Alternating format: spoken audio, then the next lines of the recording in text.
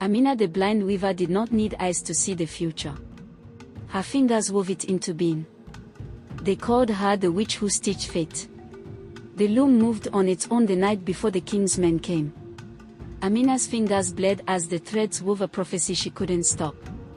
She had not always been blind. As a child, she had gazed upon the world with polished eyes, but a fever stole her vision when she was 12. Yet, her fingers remembered what her eyes forgot: the colors of dawn, the patterns of the market, the sorrow in her mother's face the day the king's men took her father for a debt unpaid. Amina wove not just cloth, but fate itself. Her loom, carved from the sacred iroko tree, stood beneath a thatched roof where the wind carried whispers from the ancestors. The threads she used were spun from cotton dyed in indigo, kola nut brown, and the rare crimson of the desert rose, colors that pulsed with life. The people of Adun said her tapestries spoke truths not yet born. For years, Amina wove in peace, her clothes bought by villagers who sought glimpses of fortune. A mother praying for a child's safe journey, a farmer hoping for rain. But when King Jibril the Proud heard of her gift, he summoned her to his palace of white clay and gold. Jibril was a man who loved beauty but feared truth. His robes were stitched with pearls, his crown weighed heavy with stolen gems, and his smile was a knife wrapped in silk.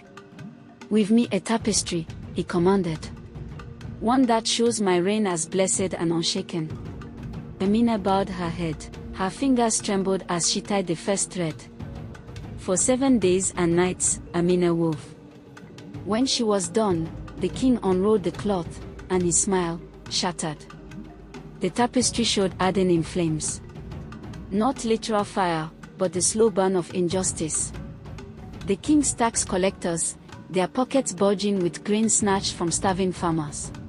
The royal executioner's axe hovering over an innocent man's neck.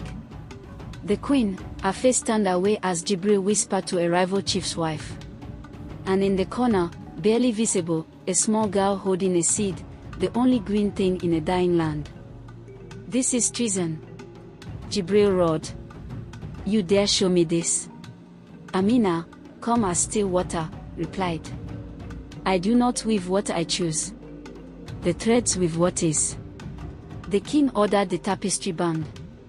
Jibril could not kill Amina, the people loved her too much. So he cut her threads instead. He banned the sale of indigo, forbade the harvesting of desert roses, and posted guards at her hut to seize any new tapestries. "With nothing but silence," he warned. But the loom would not be still. At night, Amina's fingers moved on their own, stitching visions she could not control. A scorpion curled around the king's throne. The rivers receding, their beds cracked like old bones. A storm crow perched on the palace spire, watching. She hid these cloths beneath her floorboards, but the guards found them. The king's fury was a living thing. He dragged Amina to the square, her loom smashed beside her. "Liar," the crowd jeered, for Jibril had fed them lies. "Witch." But then, a child, the same girl from the tapestry, her dress patched with hunger, stepped forward. She unrolled a scrap of Amina's hidden weaving. A single golden thread, winding through the chaos like a path. "Look closer," the girl whispered. And the people did. In the threads, they saw themselves. The farmer who'd sold his daughter to pay taxes, the priest who'd blessed Jibril's wars, the mothers who'd turned away from their neighbors' suffering. That night, the wind howled like a grieving spirit. The river swelled, not with water, but with the voices of the wronged. The palace walls, once unshakable, trembled as if the earth itself wished to be free of Jibril's weight. The king fled to his throne room, only to find Amina's final tapestry draped over it. This one showed a hyena wearing his crown.